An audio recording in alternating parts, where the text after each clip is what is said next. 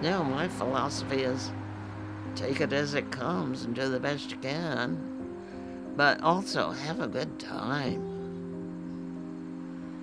Because if you aren't able to laugh, give it up. What concerns me most about what I see in my great-grandchildren, let them be. Just let them be. When they started, well, your child is statistically, this is where your child. Who cares? I had that argument with the doctor one time, many years ago. Well, statistically, this is what you are. I said, excuse me, I am not a statistic. I was this column. Well, no. I'm a human being. I have this, I have that. I don't care about being anybody's statistic. I don't. And I'm really concerned about children always being measured. Can you just be a child? And they're all different. I have 3 daughters, total different personalities, 3 of them. Well, we all live in the same house, but we're individuals. Regrets?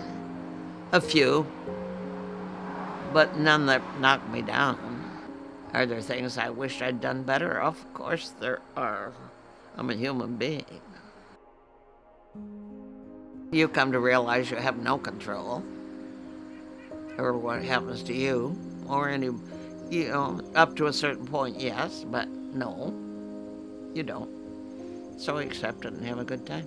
My answer to everything is have a good time. I view life as a learning experience.